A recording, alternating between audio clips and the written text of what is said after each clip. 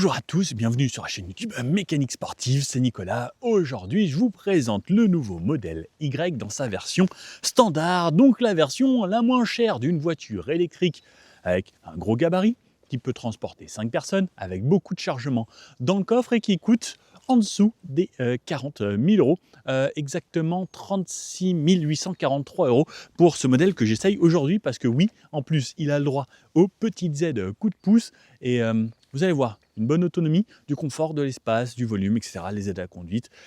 Bref, voilà, c'était le modèle le plus vendu il y a quelques temps, le modèle Y. Ils ont donc fait une version standard pour les gens qui disent « Ah, c'était encore un petit peu cher aux alentours des 45 000 euros. » Là, clairement, c'est le prix d'une petite citadine électrique, quoi. Donc, on va voir ce que ça donne. On se fait un essai complet. Je vous donne les différences qu'il y a entre un modèle Y standard ou les performances ou les all-wheel drive, puisqu'en fait, il commence à y avoir pas mal de versions de ce modèle Y. Celui-ci, c'est donc le standard qui nous promet une autonomie de 534 km en WLTP, un 0 à 100 tout de même en 7 secondes 4, ce qui est l'équivalent d'une petite voiture GTI. Ça, c'est plutôt intéressant. On recharge en 175 kW, vitesse maximum 201 km/h comme tous les autres modèles. Et ensuite, il y a la version propulsion, comme celle-ci, sauf que, eh bien, elle est un petit peu plus équipée, des jantes un peu plus grandes également. Elle accélère plus vite, la version propulsion. Donc, on ne pourra plus l'appeler la standard, ce sera juste la version propulsion rear wheel drive qui fait tout de même un 0 à 100 en 5 secondes 9, elle qui accélère beaucoup plus fort, une autonomie de 500 km, donc un petit peu réduite parce que les jantes plus grandes, des pneus différents. Le prix de la Propus était donc 44 990 euros, donc un petit peu plus cher. Donc pour ça, cette version standard, on n'a pas la bande ici, on n'a pas la bande à l'arrière, on n'a pas les mêmes sièges, etc. On a moins de choix de couleurs, on a moins de choix de jantes. Là, on a seulement des jantes comme celle-ci en 18 pouces avec les enjoliveurs tout en plastique. Alors, c'est pas pareil, c'est des jantes tôle à l'arrière, mais est-ce qu'on a vraiment besoin de tout ça lorsqu'on cherche une voiture pratique et idéale pour le quotidien? Pas forcément. Je pense que c'est une bonne proposition, celle-ci. Donc la Propu, plus rapide, plus puissante. Ensuite, il y a la version long range, également en propulsion, donc un seul moteur à l'arrière qui permet d'avoir plus d'autonomie. Ils annoncent 622 km et qui recharge également plus vite, jusqu'à 250 kW en pic. Et ensuite, il y a les versions 4 roues motrices long range, donc avec la grosse batterie, qui nous annonce 560 km. Bah oui, un petit peu moins parce qu'il y a deux moteurs, donc c'est un petit peu plus lourd, c'est un peu différent, mais qui recharge également 250 kW. Il y a également des versions performance qui vont arriver, donc plus de puissance cette fois-ci, moins d'autonomie, et également dans certains pays, il me semble qu'aux États-Unis et en Chine, il y a des versions avec les places supplémentaires à l'arrière, 6 ou 7 places. Et chez nous, en Europe, on a très peu de voitures 6 ou 7 places, donc je pense que beaucoup de gens aimeraient bien que cette version arrive également chez nous, puisque ça ne court vraiment pas les rues. C'est un véhicule qui mesure 4,79 m de long, 1,98 m de large, donc quand même un beau bébé, hein, et c'est 2,13 m avec les rétroviseurs déployés, donc vous pouvez voir, sacré joujou, 1,62 m de haut. Au niveau du poids, on est entre 1900 et 2000 kilos à peu près, ça dépendra des équipements, etc. Cette fois-ci, on peut voir qu'on a quand même le toit en verre, mais à l'intérieur, il n'est pas vitré. Ça peut quand même remorquer tout de même jusqu'à 1600 kg ces voitures. Et on a un coffre de, si je ne dis pas de bêtises, 835 litres dans cette voiture, jusqu'à 2100 litres si on rabat les banquettes arrière. Bon, parmi les différences qu'il y a entre cette version standard et la version normale, on ne peut plus la dire standard, quoi. C'est que à l'intérieur, on a des haut-parleurs différents. On n'en a que 7 au lieu d'un pack plus éclaté avec cette ambiance surround home cinéma. Mais le son est quand même très bon. On n'a pas de toit vitré vu de l'intérieur. On a un toit juste avec le plafonnier standard. On a des sièges qui ont un réglage différent. On a des sièges qui ne sont plus avec cette sorte de cuir vegan, mais qui sont cette fois-ci en textile. Donc au niveau du toucher, ce sera un peu différent, et cette fois-ci, on n'a qu'un seul choix, c'est en gris, pas de blanc ou de noir comme sur les autres versions. On a seulement des feux LED, pas de feu matriciel, mais juste ce bandeau là qui intègre tout, mais pas le bandeau non plus au centre. Donc ça fait des économies de cette partie LED ici, et les feux matriciels qui ne sont pas disponibles sur cette version, donc un petit peu plus simple. À l'arrière également, on supprime le bandeau, on a deux feux plus standards. Les sièges arrière ne sont pas rabattables électriquement cette fois-ci, mais manuellement. petite économie, mais qui ne me dérange pas. Le volant est réglable, lui également, manuellement, comme 90% des voitures. Ça, c'est un petit truc, mais ça ne me dérange pas non plus. C'est plus rapide et plus efficace, et plutôt que d'aller chercher dans un menu. La console centrale à l'intérieur sera ouverte et les sièges chauffants ne seront disponibles qu'à l'avant plutôt qu'à l'arrière, et pas d'écran à l'arrière. Elle sera disponible seulement en 3 couleurs, blanc, gris ou noir, et les jantes seront un petit peu différentes. Mais les couleurs grises ou noires sont à 1300 € tout de même. Mais pour la version standard, on commence à partir de 39 990 € sans prime. Pas mal, non? Les autres versions, elles ont 9 haut-parleurs à l'intérieur, le bandeau. Les versions les plus haut de gamme, elles ont jusqu'à 15 haut-parleurs et ça fait un caisson supplémentaire également, donc un meilleur son. Mais est-ce qu'on a besoin de ça pour tous les jours? On a toujours un coffre à l'avant qui est plutôt spacieux et volumineux juste ici. Alors avec une sorte de bac en plastique composite, l'anneau de remorquage ici, le lave-glace que l'on met là. Bref, la simplicité, mais on pourra ranger ses câbles également à cet endroit-là si on veut. Mais voilà de plus près à quoi ça ressemble. Bon, c'est suffisant pour les câbles. Donc au niveau du design sur la face avant, ça reste à peu près la même chose, sans le bandeau, juste les feux fins, toujours les rideaux d'air sur le côté, quelque chose de très lisse. Bah oui, c'est une voiture électrique, il faut que l'aérodynamisme soit parfait. Et également, vous allez voir, moi je suis assez surpris à chaque fois de cette voiture et des Tesla, c'est que ça ne fait absolument aucun bruit à haute vitesse, même sur autoroute, c'est plutôt bien fait. Et même les balais d'essuie-glace sont quand même assez bien cachés, ce qui permet de faire en sorte que quasiment tout est lisse sur cette voiture, et c'est plutôt pas mal. Sur le côté, ce qui va changer, comme je vous le disais, c'est donc ces jantes donc plus petites, les enjoliveurs ici pleins également pour jouer sur la consommation. On a quand même un petit endroit juste pour la valve. Les versions les plus performantes, elles, auront une suspension pilotée, mais là la simplicité, mais on retrouve toujours les caméras ici, les caméras ici, donc toujours pour avoir les aides à la conduite. Et que ce soit la version standard ou pas la version standard, vous pourrez quand même acheter le pack d'aide à la conduite le plus fourni avec cette voiture. Et dans quelques années, elle pourra sûrement, peut-être en 2026 ou 2027, même en France, conduire 100% autonome cette voiture. Et ça, c'était chouette. Regardez la vidéo que j'ai faite où j'essaye dans Paris la voiture Tesla qui conduit absolument sans personne. Juste, vous lancez le FSD et elle conduit toute seule. J'ai été bluffé, peu importe les situations. Donc sur l'arrière, comme je vous disais, elle perd son grand bandeau, elle garde quand même un petit peu le même style, mais des feux plus simples, juste des petites virgules sur le côté, toujours la trappe de recharge ici, donc on va aller se faire une recharge, un superchargeur ensuite, vous verrez, c'est hyper simple si vous découvrez, vous, le nouveau modèle Y, quelque chose de très simple, des rondeurs un peu partout. Tout l'arrière ici en plastique, ce qui n'est pas forcément plus mal, parce que ça permet également que ça coûte un petit peu moins cher si quelqu'un vous rentre dedans ou la stationner en ville. Alors moi j'aime bien quand tout est peint, mais bon, on va faire avec. Hein. En vrai, c'est pas si dérangeant que ça. On a le lettrage Tesla noté ici et l'ouverture du coffre grâce à une petite touche juste en dessous. Bref, la simplicité quoi. Hein. Au niveau du volume de coffre, je vous ai annoncé 835 litres. Alors le petit bouton, il est où? Je le cherche à chaque fois. Là, juste au-dessus de la caméra. On a quand même le coffre qui s'ouvre de façon électrique, même si les versions la moins chère. Et donc, regardez, l'espace est gigantissime. Je peux pique-niquer là. En plus, le décor avec la scène et tout, c'est juste magnifique. J'ai de l'espace là, j'ai mes affaires, un énorme sac ici. Ça, le stabilisateur pour faire quelques beaux petits plans. J'ai encore un espace de rangement ici. Non, mais regardez la profondeur, regardez ça. Bye bye, il a disparu de façon verticale. Il y a des câbles de recharge et tout. Enfin bref, c'est juste gigantesque. Et ça, c'est le gros avantage bien de Tesla. Un coffre énorme. Et hop.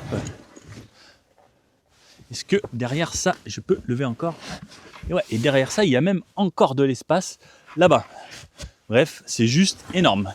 Donc la différence comparée aux autres, on avait des petits boutons ici pour rabattre les deux sièges arrière. Cette fois-ci, on ne l'a pas, il faudra le faire manuellement, directement des places arrière, que je vais aller vous montrer également, parce que ça change un petit peu comparé à d'habitude. Alors, au niveau des places à l'arrière, juste ici, qu'est-ce qui va se passer? Alors quand je rentre, c'est une toute autre matière comparée. Alors ça peut-être la matière centrale ressemble à ce qu'il y a sur les sièges des Tesla standards, enfin des autres versions, mais le reste étant textile. Par contre la portière également beaucoup de textile, le haut toujours un petit peu cette sorte de cuir, pareil au niveau de la coudoir, la portière est bien finie. Franchement, on a de la place également au niveau du bac de porte, un haut-parleur ici. Et lorsque je viens rentrer à l'intérieur, on a un bel espace qui m'accueille et surtout, c'est également toujours très spacieux.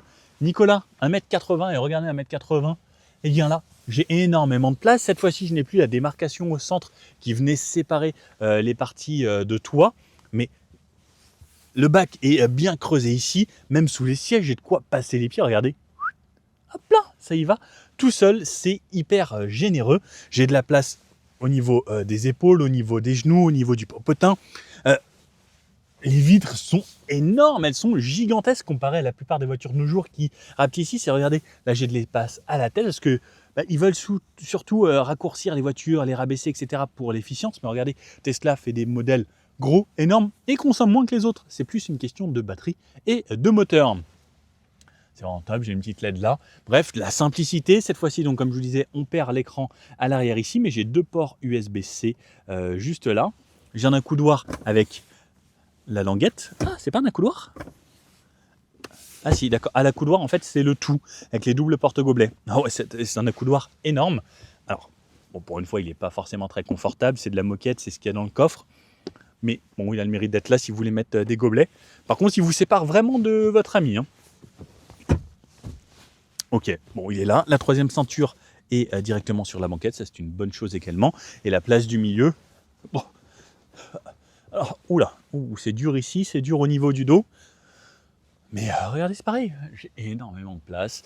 Tête, genoux, pieds, même les pieds, je peux les mettre devant. Et regardez, je peux faire ça avec mes pieds en étant au milieu. Ça n'arrive jamais sur une voiture standard. Donc, pour abattre, donc c'était de cette façon, la couloir. Et pour abattre les sièges, donc je tire juste ici, comme n'importe quelle voiture. Là, j'ai un plancher quasiment plat. Bref, un volume de chargement jusqu'à 2123 litres au maximum ici. Bref, vous pouvez aller chez Ikea et transporter vos affaires. La ceinture en plus, elle reste sur le côté, elle n'est pas gênée. Ils pensent vraiment à tout. Des génies. Ils font vraiment bosser de vrais ingénieurs, je trouve, chez Tesla. Et en plus, regardez, parce que ce n'est pas que ça.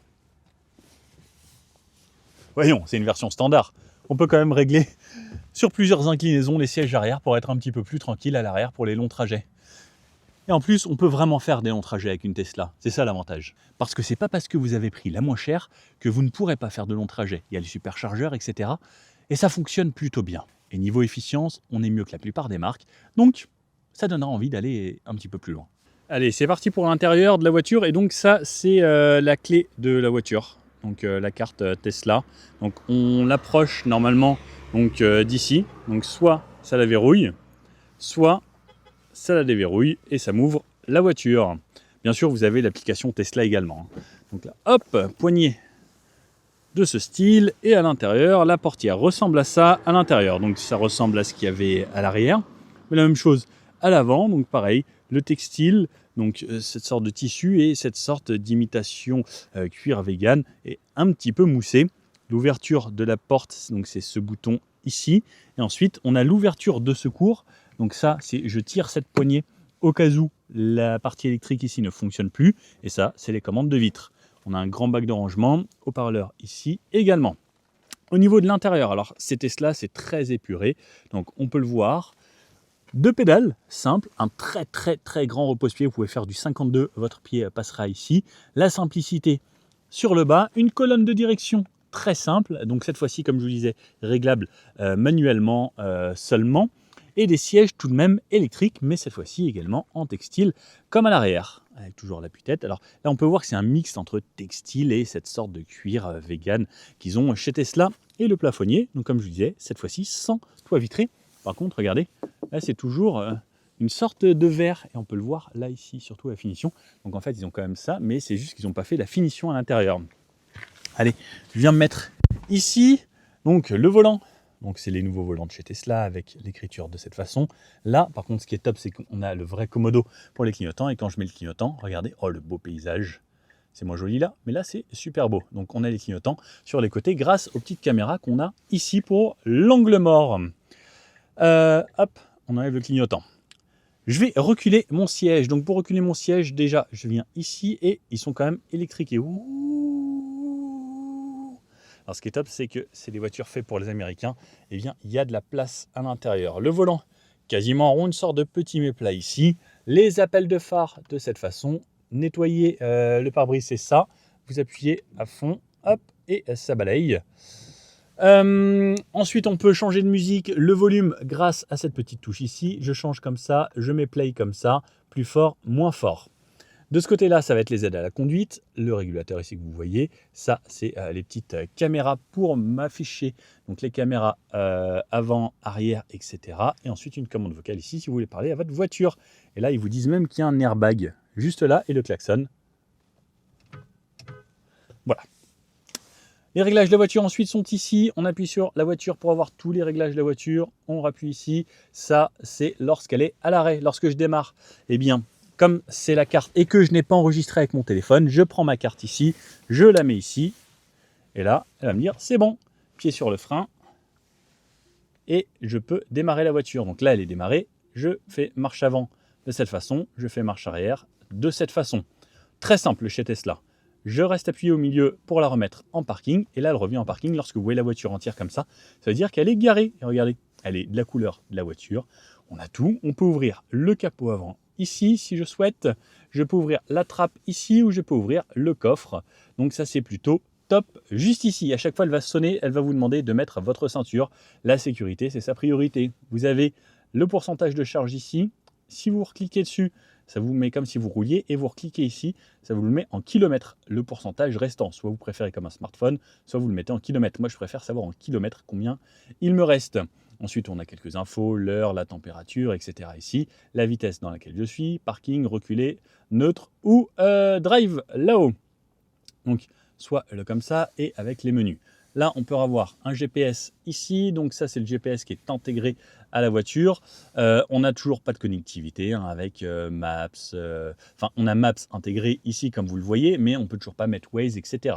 Ça reste toujours assez fermé chez Tesla. Mais on peut connecter son Apple CarPlay, son Spotify, avoir les réglages de la voiture, le GPS ici, connecter donc toutes vos applications et ensuite tous vos trucs spécifiques. Apple Music, Netflix, etc. Vous pouvez mettre le tout ici. Vous avez bien sûr tout comme avant, la Toybox, etc. Pour les recharges Netflix, pour vous regarder une série si vous avez un abonnement. Bref, ça reste toujours le top.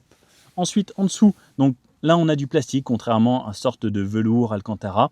Donc, c'est quelque chose de plus simple ici. Et cette grande console centrale qui est ouverte au lieu de la version fermée sur les autres modèles de porte-gobelets. Et tout de même, une partie ici avec là, cette sorte de petit velours à l'intérieur très sympathique.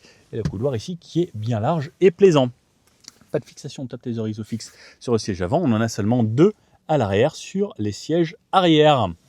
Hop, ça. Ici, on retrouve toujours les mêmes pare-soleil et autres, toujours aimantés avec les LED. Donc, vous pouvez voir là, et ça, aimanté. Le rétroviseur central sans bord. Une petite caméra ici qui va regarder ce que vous faites sur la route et qui va vous dire des fois, regarde bien la route si vous regardez trop l'écran. Et pareil, de ce côté-là, hop, c'est toujours le top. Tableau de bord, regardez là, hop, toujours la simplicité, donc le textile ici, ensuite, donc quand même cette sorte de cuir, c'est quand même bien fini, et la barre de son à l'avant avec 7 haut-parleurs dans la voiture. Celle-ci, la boîte à gants, elle s'ouvre toujours via un petit bouton qui se situe quelque part, je ne me rappelle jamais, j'ai passé par là je crois, boîte à gants, ouverture, boîte à gants, là, hop là. Donc, toute petite boîte à gants. C'est vraiment une boîte pour des gants. Hop. Une petite clé USB Tesla. Ils ont peut-être mis de la musique. Bref, boîte à gants minime. Mais après, on a énormément d'espace un petit peu partout dans cette voiture. Bref, cette Tesla, c'est la simplicité. C'est une voiture électrique. C'est une voiture qui se destine à la majorité des gens parce qu'on a une bonne autonomie tout de même malgré le prix, mais qui va pouvoir vous permettre de faire tout type de route et utiliser au quotidien et surtout avec de l'espace, un coffre gigantesque. Vous allez faire les courses, emmener les enfants à l'école, vous balader, partir entre copains, les superchargeurs un peu partout en France. Bref, ça fonctionne plutôt bien. On va voir un petit peu les consommations et vous allez voir que c'est plutôt bien. Est-ce qu'il y a des dégradations au niveau de la conduite ou pas comparé à la version que j'ai déjà essayée? On va voir ça sur la route, c'est parti. Donc, bienvenue à bord de cette Tesla. Hop, vers l'avant, on est en marche avant et c'est parti. Donc là, je suis dans un parking souterrain. Toujours ce côté régal avec ce silence, ce confort. Ce qui est top, c'est que regardez, là, je peux me mettre dans une pente extrême, m'arrêter avec le one pedal. Je peux même juste hop, m'arrêter comme ça en relâchant la pédale et en réaccélérant tout doucement. Et ça peut repartir tout gentiment ou de façon plus péchue. Ça, c'est le gros avantage de l'électrique et sur toutes ces voitures. Et puis, ce silence à bord, mais c'est tellement confortable. Alors là, il y a des dodanes, mais c'est pas des dodanes, les trucs, c'est des machins comme ça, noirs et jaunes, horribles. C'est pas inconfortable. On va tester le diamètre de braquage ici. Est-ce que ça se faufile quand même assez bien? Hop, ouais, ça va. Là, ici, c'est un peu plus technique ici, mais non, ça a l'air de bien le faire. La direction est agréable. Alors, on sent que c'est une assistance électrique. Il y a quand même de la consistance. Déjà, ça également, c'est quelque chose que j'aime bien lorsque je conduis. Je veux pas que ce soit trop assisté, surtout sur ce genre de grosses voitures. Je veux qu'on ait un ressenti quand même. On a une voiture énorme, donc je veux qu'on puisse sentir que cette voiture est énorme. Parce que des fois, quand c'est trop léger, c'est pas très agréable forcément. Hop. Allez, c'est parti. Donc là, je pars de Tesla Saint-Ouen, là où vous pouvez acheter des Tesla par exemple, si ça vous chante. Et je vais aller jusqu'à Mantes-la-Jolie. Ensuite, j'ai pas mal de trajets à faire. Je la garde quelques jours pour pouvoir vous en faire un test complet et voir ce que ça donne. Là, le chauffage vient de s'activer. Je lui ai dit que j'allais à un superchargeur à côté de Mantes-la-Jolie qui se trouve à 60 km d'ici. Je vais aller manger un petit bout également parce qu'il est quelle heure là? Elle est où l'heure? 12h30. Donc j'arrive dans une heure, j'arrive à 13h30 là-bas, le temps de manger, etc. Et ensuite repartir. Donc là, elle me dit qu'elle se met en préconditionnement pour la recharge rapide de la batterie. Donc vous savez aussi, je vous avais expliqué que lorsqu'on est haut en pourcentage, c'est pas forcément à ce moment-là où c'est le plus intéressant pour recharger sa batterie jusqu'à 100%. Souvent, le but c'est de descendre aux alentours des 10% pour avoir un pic de recharge très rapide sur les superchargeurs.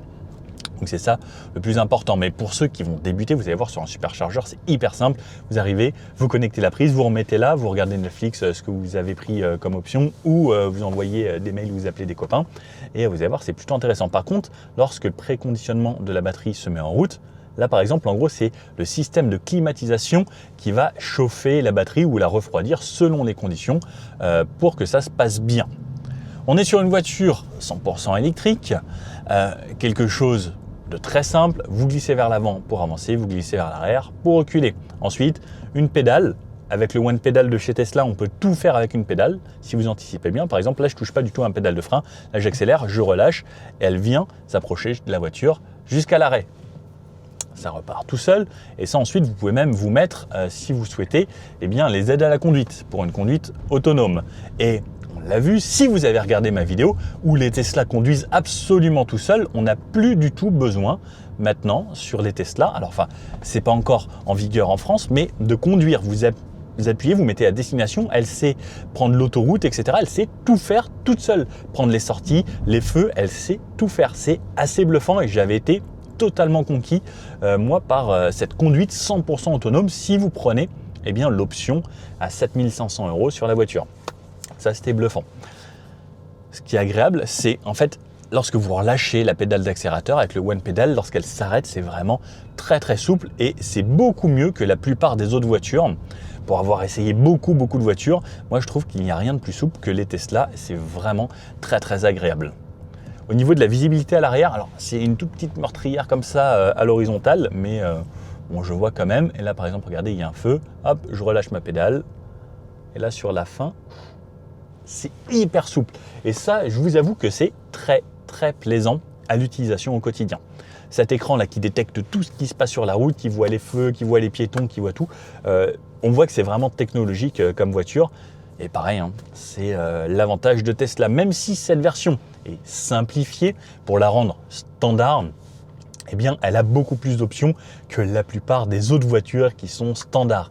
Et à ce prix-là, eh bien, Tesla frappe encore un grand coup, hein, surtout avec le petit bonus coup de pouce, etc. qu'on a encore en France actuellement, le jour où je l'essaye. C'est quasiment imbattable. Vous avez une voiture extrêmement volumineuse, un coffre généreux, de la taille d'un SUV, de l'espace, un son qui est bien dans la voiture, même s'il n'y a que 7 haut-parleurs sur cette version. Là, on n'a pas le grand toit vitré Mais bon, c'est pas très grave, il y a des gens qui n'aiment pas. Et d'ailleurs, c'est la seule que vous avez au final sans toit vitré. Parce que je sais qu'il y a des gens qui n'aiment pas avoir le soleil, etc., qui aiment bien être dans leur cocon. Mais au final, la version standard, c'est la seule qui vous propose cette option de ne pas avoir le toit vitré. Enfin, c'est pas une option, vous n'avez pas le choix. Parce que c'est moins cher. Mais l'intérieur est agréable, c'est du tissu. Et il y en a un petit peu sur le tableau de bord et autres. Et au final, ça fait que c'en est une voiture simple mais efficace. On a toujours ce côté avec du répondant tout de même si c'est pas une 4 roues motrices, même si c'est la petite batterie. Et alors attendez, j'enlève le son de survitesse parce que là ici c'était 50, elle me dit que c'est 30. Et elle m'indique une autonomie restante de, non c'est comme ça, 416 km encore, avec 93%. Clairement c'est plus que largement suffisant quoi. Allez, ça y est, on sort enfin de la ville, on va aller récupérer le périphérique parisien. Donc, on va voir ce que ça donne. Il y a bien sûr les fonctions d'autopilote. J'appuie ici. Alors, normalement, donc, il faut que je la mette bien dans la voie. Je lui dis, là, elle me dit 46 max. Je lui dis 50 max ici sur le périph'. Allez, on s'insère ici gentiment. Et ça y est, je la laisse conduire. Alors, chez Tesla, il faut bien garder les mains sur le volant, sinon elle vous punit au bout de 3 avertissements. Elle te dit tu m'as pas écouté, donc elle désactive tout ça. Donc, toujours bien garder les mains sur le volant avec une contrainte sur le volant. Il y a toujours du couple, c'est pas encore toujours des volants capacitifs. Donc, toujours garder la main et dès qu'elle vous avertit, surtout, faites-le. Alors, c'est une habitude à prendre. Tous les propriétaires Tesla diront bon non, mais moi ça va. C'est juste qu'au début, il faut le temps de s'y faire. Donc là, en gros, moi c'est elle qui conduit. Je la laisse gérer et moi j'ai juste à suivre le GPS, étant donné que dans quelques années, on aura juste à lui dire on va là-bas démarrer le FSD et elle se débrouillera tout seul. Moi j'ai vraiment hâte, parce que j'ai adoré la démonstration. Mais là, pour le moment, c'est toujours à vous de conduire ou vous pouvez le faire donc avec ces aides. Ça fonctionne très bien, c'était un des pionniers Tesla à le faire. Alors, des fois, il y a quelques petits trucs qui font que c'est un petit peu plus brut que certaines marques. Mais dans l'ensemble, ça fonctionne quand même super bien, surtout avec les mises à jour permanentes et autres. Et plus ça va aller, bien plus il y aura de mises à jour. Et j'ai appris un truc, c'est que toutes les minutes, les voitures Tesla récupèrent des données un peu partout dans le monde et ils récupèrent 800 000 km de données à la minute. C'est juste bluffant. Et après, il faut savoir que il y a quelques années, c'était le modèle Y, le modèle le plus vendu dans le monde. C'était assez incroyable. Tout le monde achetait des modèles Y et ça partait comme des petits pains, quoi. Ça, c'était la folie. Donc, ils ont énormément de données récupérées et ça leur permet justement de savoir comment les gens conduisent, d'améliorer tout ça, etc. Donc, c'est plutôt top. Après, pour rien vous cacher, pour le quotidien, il n'y a pas grand-chose de mieux que l'électrique. Le confort, le silence, la puissance si vous avez besoin de doubler. Et comparé au modèle Y que j'avais essayé la dernière fois, avec vraiment le grand bandeau, etc. Alors oui, la finition est peut-être un petit peu différente parce qu'on n'a pas les mêmes finitions comme ça. Mais pour rien vous cacher, à la conduite, en tout cas là, à la conduite simple comme je suis en train de le faire là actuellement, bien je ne vois pas de différence entre le modèle le plus cher et celui-ci. Alors il y a des petits gadgets, etc. qui vont changer, mais à part ça, moi je suis plutôt dans le souci de l'économie. Il faut que ma voiture me coûte le moins cher possible, soit le plus rentable et que je puisse la revendre quasiment le prix que je l'ai acheté. Et mon but c'est ça, c'est vraiment, il faut que mon véhicule me coûte le minimum possible pour une voiture du quotidien. Donc j'essaye toujours de faire de bonnes affaires ou d'aller chercher la voiture la moins chère pour économiser. Donc là, hop, est-ce que j'ai repris la main? Donc hop, je lui remets la vitesse. Et au final, là, 36 000 € pour une voiture électrique avec cette autonomie, ces technologies, cet espace, le volume dans le coffre, la taille qu'elle fait, ce qu'on peut transporter, au final, je pense que ça reste plutôt rentable. N'hésitez pas à me donner votre avis. Et est-ce que vous avez d'autres voitures avec ce niveau rapport qualité-prix-prestation? Les Chinois arrivent également très fort. Il faudrait que j'aille travailler avec eux et me faire également une idée puisque je ne l'ai pas fait encore. Mais ça peut être une bonne idée également. N'hésitez pas à me dire dans quelle marque vous avez également le plus confiance, parce que souvent c'est également ça, c'est avoir un réseau développé également de concessions, etc. Et une marque qui est là depuis plusieurs années. Et je pense que Tesla, moi j'ai très peu de retours, mes amis qui ont des Tesla ont peu de soucis. Alors juste le petit truc, c'est des fois les délais d'attente lorsqu'il y a de la carrosserie à faire ou ce genre de choses, mais à part ça, pour quasiment tout le monde, je trouve que ça se passe bien. N'hésitez pas à me donner votre retour. Si vous êtes positif ou négatif, d'ailleurs, ça peut être intéressant. Mais moi, j'aime bien ce petit modèle Y là. Sur la société, ce serait peut-être intéressant. Bon, pour le moment, je garde ma Twingo encore, tant qu'on a le droit de rouler en thermique. Il y a un truc assez bluffant quand je vais dans la consommation. Elle me dit que là, sur l'itinéraire, cet itinéraire se parcourt habituellement à 111 km/h. Ralentissez 10 km/h pour gagner 7,2 km d'autonomie. Alors, elle vous le dit, si tu ralentis 10 km/h, tu gagnes 7 km d'autonomie. C'est quand même assez bluffant. Elle me dit qu'il y a un vent de 9,7 km/h provenant du sud qui te coûte 300 mètres de batterie, enfin d'autonomie. C'est quand même assez fou. Je trouve ça dingue aussi. Et là, elle me dit, donc là par exemple, je vais en direction de Mantes-la-Jolie. Elle me dit qu'avec les conditions actuelles, les températures, etc., la projection en temps réel avec mon utilisation actuelle est de 353,4 km. Et elle m'indique 411 km au maximum si par exemple je suis dans les meilleures conditions. Donc là, les 411 km ici, c'est si vous êtes à 80 constant sur une route pour vraiment optimiser la batterie. Alors pour rien vous cacher, le son est quand même meilleur dans cette voiture que quasiment toutes les autres autos de ce prix-là. Et ça fait du bien. Moi, j'aime beaucoup la musique. Et c'est très plaisant à utiliser. Donc là, on est un petit peu plus vite, on passe à 70, toujours mes aides à la conduite. Donc là, on va pas tarder à passer sur du 110, peut-être un petit bout de 130 ensuite. L'insonorisation reste franchement très correcte. Les sièges sont plutôt bien. Ouais, ça va, ils me maintiennent quand même bien ici au niveau du bas du dos. Il y a de l'espace pour les épaules, il y a les accoudoirs de chaque côté, c'est spacieux, c'est large. Voilà. Enfin, moi j'avais dit la dernière fois que le modèle Y c'était, je pense, la meilleure voiture qu'il y avait niveau rapport qualité, prix, prestation, finition et autres. Sur la version qui était la version, il me semble, avec la grosse batterie, la long range. Pour les gens qui ont un petit peu moins de moyens, pour rien vous cacher, eh bien celle-ci fait parfaitement le job. Niveau budget, là, aux alentours de 36-37 000 euros, clairement, je sais pas quoi vous dire d'autre. Enfin, moi, dans tout ce que j'ai essayé, j'en ai essayé quand même pas mal. On reste quand même sur le niveau rapport prix-prestation.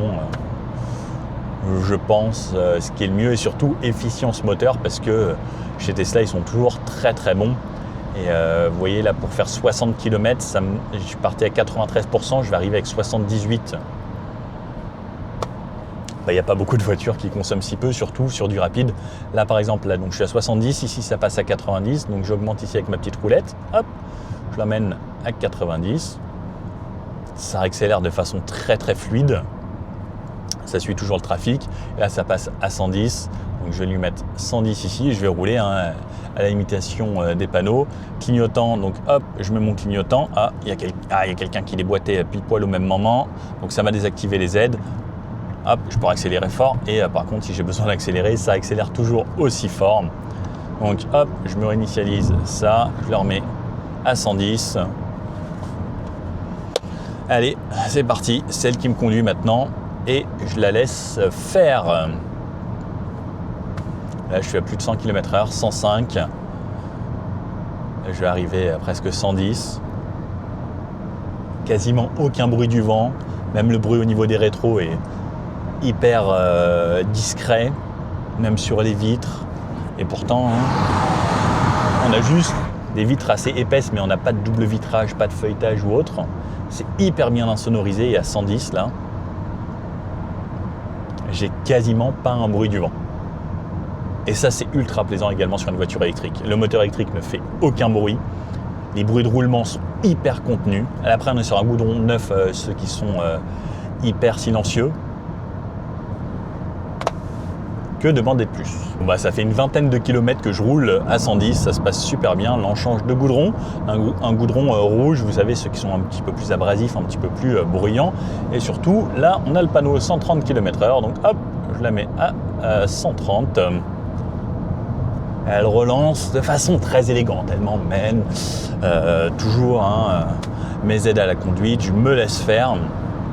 Toujours juste bien avoir les mains dessus, ça fonctionne quand même vraiment bien. Et pareil, je suis toujours assez bluffé par l'insonorisation et le fait que j'ai quasiment pas de bruit du vent. Là, ça ralentissait et par exemple même les 110 à 130, là je viens de relancer, ça relance mais tout seul. C'est assez bluffant, on a quand même de la puissance. Alors, on a juste une sorte de petit sifflement, un truc électrique qui vient de l'arrière, puisque c'est une propulsion, cette version simple moteur. Mais c'est très agréable. Parce que, à part le moment où vous accélérez vraiment fort, elle ne fait absolument aucun bruit. Alors, dans le genre truc bluffant, la consommation, 8,4, 7,9. Allez, 79,8 Wh au 100, ça veut dire 7,98 kWh au 100 sur les petites routes de campagne ici. C'est un SUV, le truc est énorme. Comment c'est possible? Comment Tesla fait pour faire des consos si basses? 75. Voilà, ça c'est les petites routes de campagne. Il y a du 80, il y a des petites villes à 50 et autres. What? Et regardez, ça c'est sur les 15 derniers kilomètres. Sur les 150 derniers kilomètres, il y a eu de l'autoroute, il y a eu du périph', il y a eu des bouchons, il y a eu le froid, etc. Alors, j'ai pas fait 150 km encore, mais il y a eu l'utilisation urbaine du précédent propriétaire qui avait rechargé 13,45 kWh au 100 km. Avec de l'autoroute et tout. Il y a des voitures, elles n'arrivent pas à descendre en dessous des 25 sur autoroute. C'est bluffant. Franchement, ça c'est le truc qui m'impressionne le plus. Autre petit truc, alors cette fois-ci qui me dérange, moi c'est sur la conduite autonome. Alors là, sur les petites routes de campagne, là, j'en ai fait quand même pas mal. La voiture a du mal. Lorsqu'elle lit des panneaux, des fois elle invente des panneaux. Il y a des routes à 80, elle m'a trouvé des panneaux 30 qui n'existaient pas. Donc elle ralentit. Des fois dans les virages, il y a des virages à l'approche, elle ralentit dans le virage. Et quand je reprends le volant, en fait, elle ne vous laisse pas reprendre le volant, elle désactive directement les aides à la conduite. Alors ça, c'est un des trucs qui me dérange le plus chez Tesla, c'est ces aides à la conduite. Alors autant dans certaines conditions, ça fonctionne très bien, autant pour certaines autres conditions, c'est pas le top. Regardez, là ici, c'est un peu dynamique. Allez, je relance un peu, mais ouais, c'est top. Enfin, le châssis est bien, la voiture ne prend quasiment pas de roulis. Là, hop, regardez, ça tourne fort ici. Ça tourne facilement, je réaccélère et la réaccélération, et je suis déjà trop vite. L'électrique aussi, ça a du bon. Vous voyez, ça roule bien, ça accélère fort, c'est plaisant, c'est agréable. Il y a du couple tout le temps. C'est silencieux, c'est agréable. Il manquerait que des sièges massants dans ces voitures électriques. Il y en a certaines qui le font. Tesla ne le fait pas encore, le siège massant. C'est dommage. Ça, je pense que c'est une option qui plairait bien aux gens. Allez, on va pouvoir rouler de façon un peu plus dynamique ici pour pouvoir tester un peu ce châssis. Alors, on a ces petites routes étroites, mais ce que j'aime bien, c'est que la voiture reste quand même hyper bien à plat. On a l'impression d'avoir presque des suspensions pilotées. Elle est tout de même assez confortable pour le quotidien. Au freinage, donc j'ai la récupération one pedal qui freine souvent largement assez. Les réaccélérations, c'est plus que quasiment n'importe quelle voiture thermique. On ralentit un petit peu ici. Et là, si je relance, alors, clairement, on n'a pas besoin de plus. Pour tous les jours, c'est plus que suffisant. Elle gomme bien les anomalies de la route. Et en même temps, elle garde ce comportement dynamique. Même en virage, là, alors assez appuyé. Alors, fais attention parce que c'est humide. Ça reste quand même un gros bébé électrique. Mais ça a l'air de bien tenir. Simple, efficace, quoi. Il y a tout ce qu'il faut. Waouh! Et gros freinage. Ouais. Ça freine bien, ça ralentit bien. Il y a tout ce qu'il faut. Là, en virage, un peu appuyé. Elle prend quasiment pas de roulis. En fait, elle reste assez dynamique, plaisante, puissante, freine bien. pas de roulis, que demander de plus? Donc là, un exemple. Par exemple, un virage, la voiture, donc, elle tourne, hein, mais il y a du trottoir, elle ralentit un petit peu. Alors des fois, j'ai envie de reprendre un petit peu le contrôle. Là, elle me dit de reprendre le contrôle et je mets un petit coup de volant et en fait, elle me désactive tout.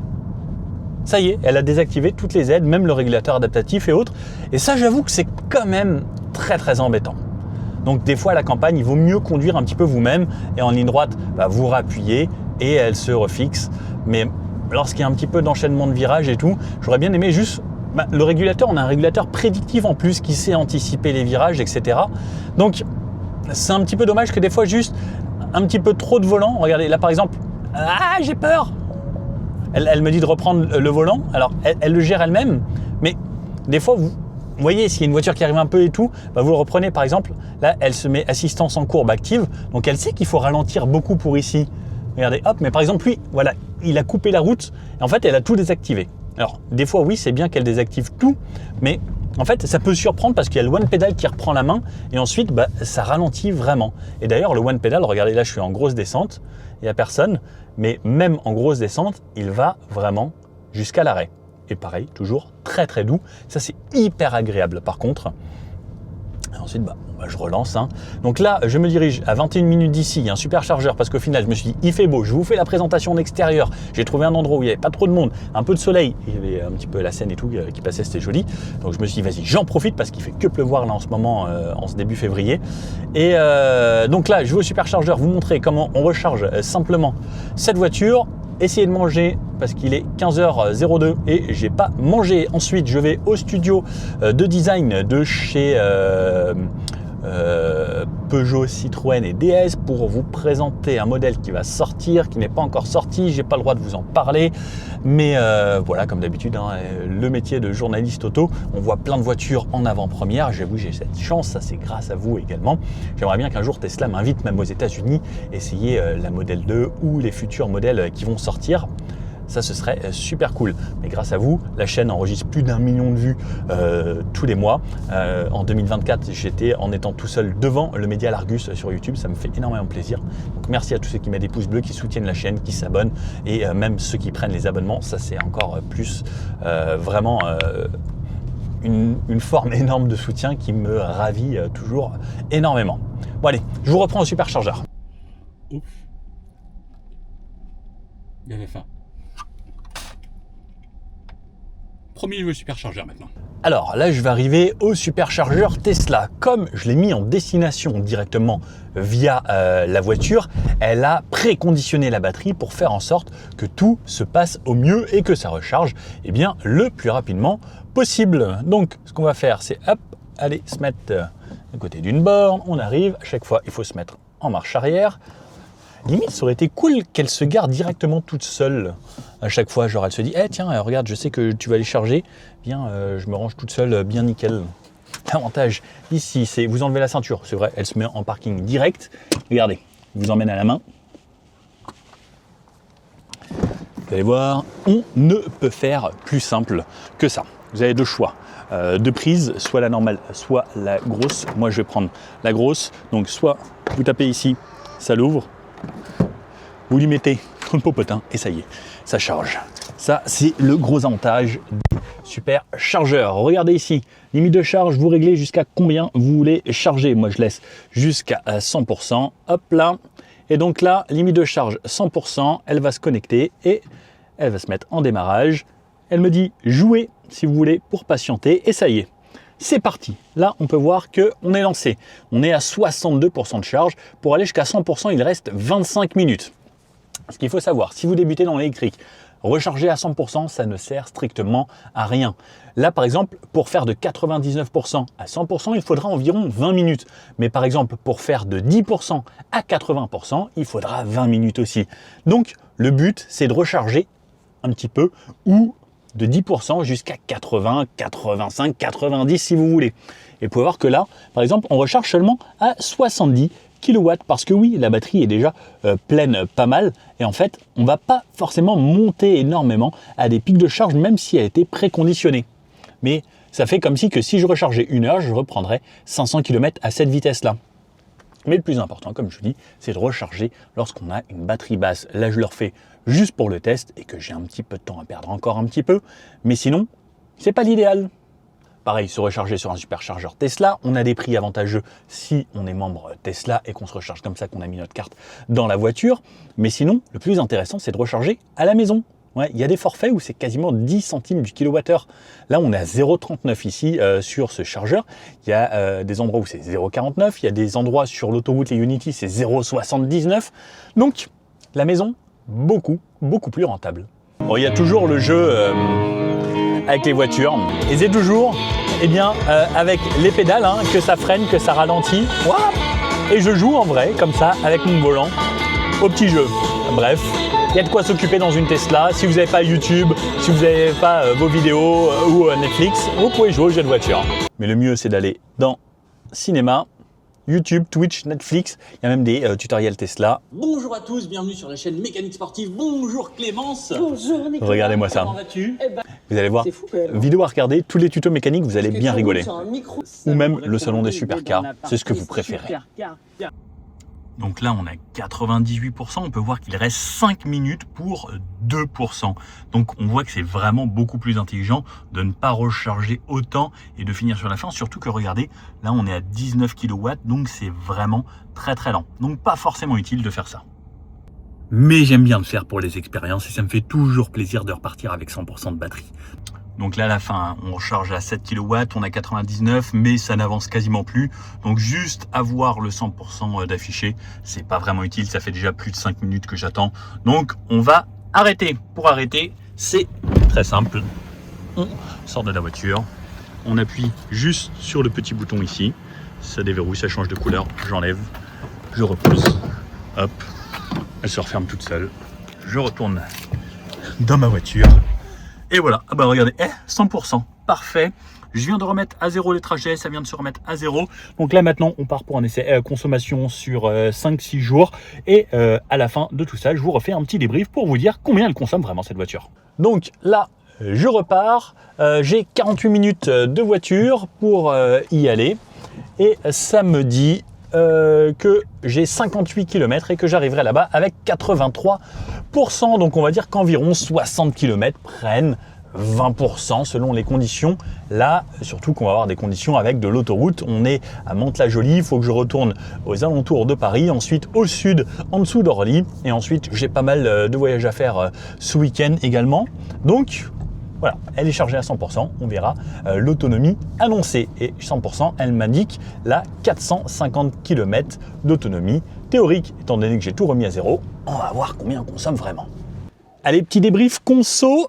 Donc j'ai fait 61,6 km, j'ai consommé 10,3 kWh et j'ai une moyenne de 16,65 kWh au 100 km, ce qui est vraiment pas mal en ayant fait du 130, du 110, 20 km à 130, 20 km à 110, un peu de bouchon et un petit peu de ville. Vraiment pas mal cette Tesla. Alors, on vient juste de passer exactement 101,7 km, et j'ai oublié de vous le faire à 100 km pile poil, mais sur ce trajet, on a une moyenne de 15,9 kWh au 100, ce qui est vraiment pas mal avec cette voiture. Donc on continue, je la garde quelques jours supplémentaires comme je vous disais, et au final, eh bien, c'est très agréable. Là justement, j'ai fait en sorte de la prendre en plusieurs fois, à chaque fois des petits trajets, donc ça laisse autant la voiture de refroidir, de se chauffer, etc. Donc on roule de nuit sous la pluie, donc vraiment dans des conditions un petit peu hivernales. On est toujours au mois de février et ça permet de vous faire un vrai avis sur le retour de conso dans toutes les conditions, comme je vous avais déjà fait en Tesla mais en plein été. Et bien là cette fois-ci c'est en hiver. Alors, l'éclairage de nuit de cette Tesla. Donc là, on peut voir qu'on est vraiment un endroit non éclairé. Donc, on est en plein phare automatique. Actuellement, je roule en dessous des 30, donc le plein phare ne s'active pas. Là, je suis juste en standard. Et normalement, je pense que ça devrait passer en plein phare auto ensuite. Donc, je peux faire des appels de phare comme ça. Comme je disais, il n'y a pas les feux matriciels sur celle-ci. Et en restant appuyé sur le mode phare, ça passe en plein phare automatique. Donc on le voit ici au tableau de bord lorsque ça passe en bleu avec le petit A. On a un éclairage correct.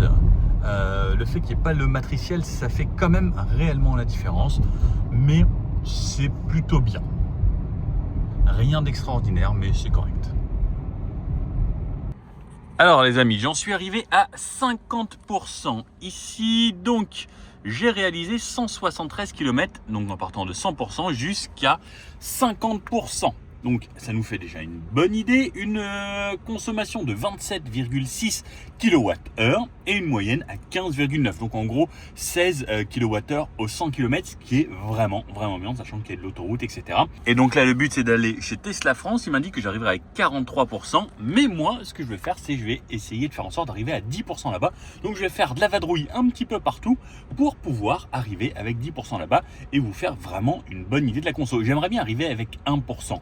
Mais je me dis que c'est un peu touchy. Bref, je vais voir ce que je peux faire. Mais dans la logique des choses, si 50% représente 173 km, on pourrait faire 173 x 2. Mais ça, c'est si on utilisait vraiment 100% de la batterie. On part jamais de 100% pour aller à 0. On garde toujours entre 5 et 10% de marge de manœuvre. C'est comme un réservoir d'essence, on va jamais jusqu'à 0. Quand le voyant s'allume, on va remettre de l'essence, quoi. Donc là, c'est pareil. Donc le but là, c'est à chaque fois que ça recalcule et que j'arrive jusqu'à proche des 0% ou le plus proche de 0. Donc là, vous voyez, ça recalcule 35% au lieu de 39%. Et je vais continuer comme ça jusqu'à retourner chez Tesla. Bon les amis, on est enfin tombé sur quelque chose d'intéressant. Je vais arriver avec 3%. Donc je me donne depuis tout à l'heure. Pour vous, c'est pas facile. Je fais des détours de l'autoroute, de la nationale, des départementales et autres. Ça fait déjà 2 heures que je roule. Et voilà. Donc là, je vais suivre le GPS pour arriver à 3% chez Tesla France qui se trouve maintenant à 73 km. On croise les doigts, mais normalement, ça se passe plutôt bien dans la plupart des conditions. Donc Tesla maintenant vous indique également quand est-ce que vous rentrez dans une zone de contrôle et vous avez un petit point d'exclamation rouge là où il y a un radar qui est prévenu un petit peu avant. C'est plutôt cool ça. Alors, je viens tout juste de passer à 10% et avec 10%, on a réalisé 314 km, ce qui voudrait dire que 100% avec cette voiture, eh bien, ça rajouterait encore donc 10% à 315, donc on rajoute encore 31 km et ça nous donne à peu près eh bien, l'autonomie totale avec 100%. Bon, finalement, la batterie me dit que je vais arriver avec 2% puisque peut-être que la météo change un petit peu et qu'il y a eu un petit peu plus d'autoroute et du 130 un petit peu plus long que prévu. Donc voilà, on continue et on la ramène. D'ailleurs, lui me l'indique ici, donc 10%, ça représenterait 44 km au maximum. Donc moi là, comme je suis à 110 et qu'il me reste encore de l'autoroute, eh bien forcément un petit peu moins. Eh bien voilà, ça y est, je la ramène à la maison et là elle me dit batterie très faible à partir en gros d'en dessous 5%. Il reste en gros 17 km avec 4% de batterie. Et quelles sont les consommations? Donc on avait rechargé donc à 100%, 354 km réalisés. On peut le voir, hein, comme quoi je n'ai pas triché. Juste ici, donc, qu'est-ce qu'on en pense de cette voiture électrique? Alors, 350 km pour la plupart des gens, ça tient largement la semaine. Si on dit qu'on fait 350 km par semaine, il y a 4 semaines par mois, ça fait 1200 km par mois. Donc, par an, allez, on multiplie par 12, allez, on va dire ça fait 15 000 km à l'année, ce qui est quand même plutôt pas mal. En se disant qu'on recharge une fois par semaine pour faire 354 km, plus de temps en temps des longs trajets, mais ça il y a le superchargeur comme vous l'avez vu ou d'autres chargeurs plus rapides. Si vous avez une carte, vous pouvez acheter des abonnements ou autres selon vos affinités. Donc qu'est-ce qu'on en pense de cette voiture? Alors c'est une voiture qui est agréable, c'est plutôt bien fini, moi je trouve ça correct, c'est largement suffisant pour le quotidien. Ce grand écran est top, il y a tout ce qu'il faut, le son est bien, le rétro on est top, il y a tous les accessoires, etc. Tout ce qu'il faut, siège chauffant, volant chauffant, etc. La simplicité, les chargeurs par induction ici, un grand bac de rangement, beaucoup d'espace dans le coffre. Bref, niveau habitabilité, etc. c'est vraiment top de chez top. Niveau chargement, au top, il n'y a pas mieux, je pense, sur le segment. Petit truc, moi, qui m'embête toujours un petit peu chez Tesla, c'est toujours ces aides à la conduite qui sont un petit peu moins bien, où il y a des à-coups, etc. Ça, c'est pour moi le point négatif de cette marque. Après, tant qu'on est sur autoroute, ça fonctionne bien. Sur petite route de campagne, par exemple, elle ne double pas. Alors, il faut mettre son clignotant, mais ça désactive les aides, etc. C'est un petit peu embêtant. Après, si vous conduisez vous-même et que vous utilisez vos pieds et que vous aimez bien conduire, et ben franchement c'est plaisant, c'est coupleux, c'est puissant, ça freine bien, ça tient super bien la route. Alors je n'avais pas mis les caméras aujourd'hui parce que je l'ai ramené comme ça, mais il faisait beau aujourd'hui, jour de chance, et bien au final, dans les ronds-points, etc., ça a une très très bonne tenue de route. C'est lourd, mais ça tient super bien, mieux que la plupart des voitures, je trouve. Donc, bonne tenue de route, agréable à conduire, un tarif relativement correct pour une autonomie quand même plutôt bonne. Sur autoroute, je tiendrai 250 km entre deux recharges assez facilement, ce qui permet en fait de pouvoir partir assez loin. On fait rarement plus de 500 km dans la journée, et on va dire même 250 km, et vous faites une recharge au milieu si vous l'avez rechargé à la maison, plus le temps d'arriver. Bref, c'est plus que suffisant, et encore 250 km, hein, c'est si on se garde quand même une marge de tolérance entre un 10 à 80%. Bref, si vous avez bien aimé cette vidéo, le petit pouce bleu comme ça, n'hésitez pas à vous abonner et me dire ce que vous voudriez voir dans les prochaines vidéos.